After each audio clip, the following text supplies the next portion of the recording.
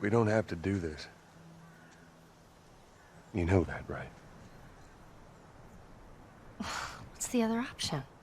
Go back to Tommy's. Just be done with this whole damn thing. After all we've been through. Everything that I've done. It can't be for nothing.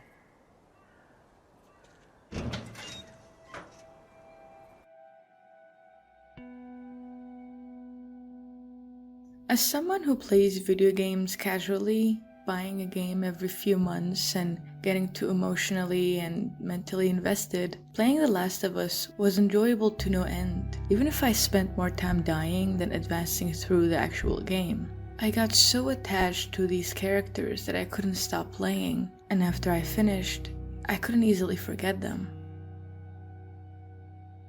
Tess was a breath of fresh air as a female companion, and when I was getting used to the controls, that woman was carrying me the whole time, both figuratively and literally. Liking Joel was a given from the start, and I think I got attached to him the moment I read the card that Sarah wrote for him. She basically made him sound like my own dad, who's never there, who never likes anything that I'm into, who's hard-boiled and often incapable of showing affection, yet still somehow manages to be the best father in the world. Marlene being a final antagonist was told in simple terms, but she still had so many layers to her, making her morally gray and complex even with the little time that we actually got to spend with her. But I don't think anyone in that game shines more brightly than Ellie does. I usually don't like child characters in games because they're usually used as a way to nerf our main lead, but I found myself so attached to this unfortunate girl who ended up having an iron will and a vicious desire to survive. We watch her grow and explore the world through her innocent lens and take matters into her own hands, and unfortunately, we watch that innocence get ripped away in front of our eyes. I know a lot of people value the game for the relationship between Joel and Ellie, which I do as well, but as I found myself so immersed in this game, I put myself in Joel's shoes and ended up loving the game, not just because of his relationship with Ellie, but the player's relationship with Ellie. I got attached to her so quickly and with so much intensity that I didn't even think twice before committing a massacre in the hospital and now leaving a single Firefly alive.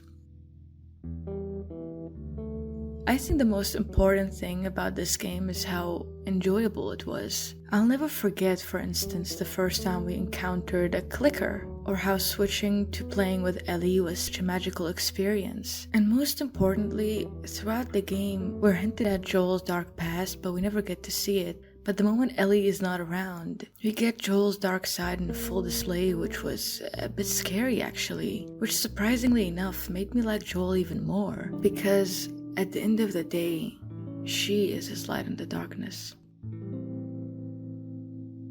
The ending could be analyzed in many different ways, but I saw a comment a few years back that did it the most justice. It says, "The world took away Sarah from Joel, so Joel took away Ellie from the world." Even with how ambiguous it was and kind of rash, you understand why Joel did it. Hell, in my gameplay, I mercilessly killed all the doctors with an assault rifle. You fucking animal! The game does strip you away from the main objective, which is to develop a cure, but it doesn't leave you unfulfilled, because throughout the journey, you gain something more precious. And sure, we don't know the fates of our main characters, but if you squint hard enough, you'll find a light at the end of the tunnel, which is the reason why I gave this game a 10 out of 10. It was fun to play, it had memorable and well-written characters, and more than anything, I liked the story that it told.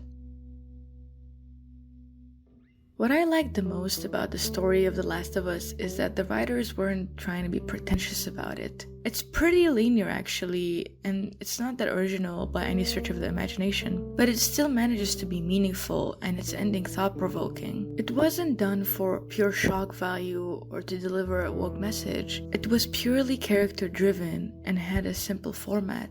What would X character do in this situation? What would Joel do if Ellie's life was in danger? He will kill every single person involved. What would Ellie do if Joel was fatally injured and about to die? She'll do everything in her power to prevent that. What would Tess do if she had a few hours to survive? She'll make her death meaningful. What would Marlene do if she had to choose between Ellie and the fate of the world? She'll do one more horrible but justifiable act.